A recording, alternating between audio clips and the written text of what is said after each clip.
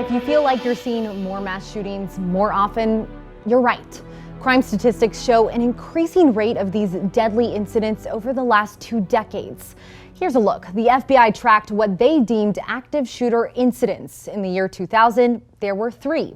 And while year to year there was not necessarily an increase, over time it has increased to 30 or 40 active shooting incidents per year. Spots we see most targeted are businesses open to foot traffic, open spaces, and then schools. In 2018, a mass shooting at a high school in Santa Fe, Texas killed 10 people. Days later, state lawmakers announced a mission to make Texas schools safer. A school safety task force was formed and made a series of recommendations. Those ultimately led to 17 different laws being passed. Governor Abbott highlighted those efforts in that Wednesday news conference.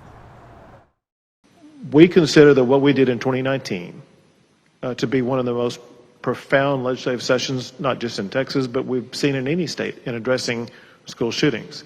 That said, to be clear, we all understand our work is not done. For more insight, we're joined by investigator Avery Travis. Avery, I know you've been digging into these laws. Tell us a little bit more how they've been implemented across schools in Texas. Yeah, quite a few things that were already recommendations became required by law, and most of those began in the 2019-2020 school year for districts. For instance, every school district was directed to perform regular emergency drills, have a safety and security committee that meets every semester, have trained teams of people to assess behaviors and threats. Lawmakers also bolstered the kinds of emergency operations plans districts have to keep updated. But the most recent audit done by the Texas School Safety Center found, as of 2020, the vast majority of Texas school districts' emergency operations plans weren't considered sufficient. In fact, only 67 plans followed best practices. Out of the 1,022 districts in Texas, 162, that's about 16% of districts, did not have a plan in place. The majority of these schools reported having a policy for responding to an active shooter emergency, but that same review indicated only 200 of those active shooter policies were deemed sufficient. We're working to learn which of those specific districts fall in which of those categories, but the School Safety Center's director told us Uvalde did have an emergency operations plan in place. Now, there's of course been a lot of conversation about that, and we're still learning details from investigators about how then 18-year-old Salvador Ramos was able to get in to the elementary school in Uvalde, according to DPS, of course, in through a door that had been propped open.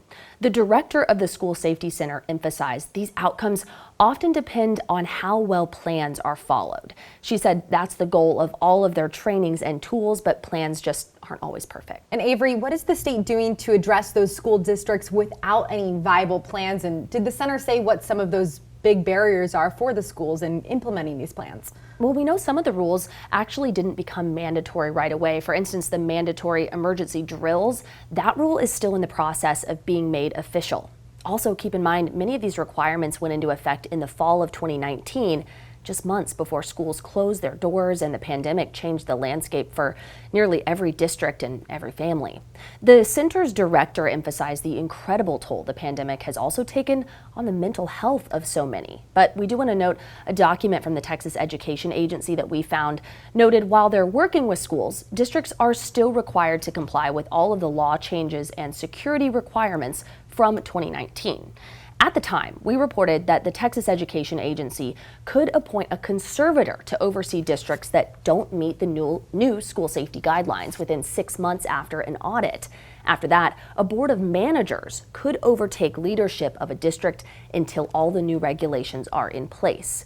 We're now working to learn if this has happened at any Texas schools and have reached out to the TEA for more details. Avery, you mentioned the mental health concerns that came out of the pandemic. We know that there was some legislation passed back in 2019 to fund some of these mental health resources.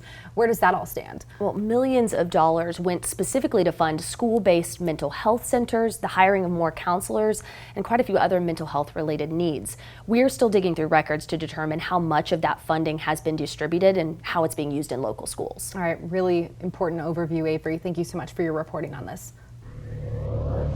A show of support in Uvalde.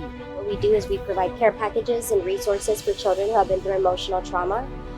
So we just wanted to be here and show some love. How people across the country are stepping up to be a point of comfort for a community in need.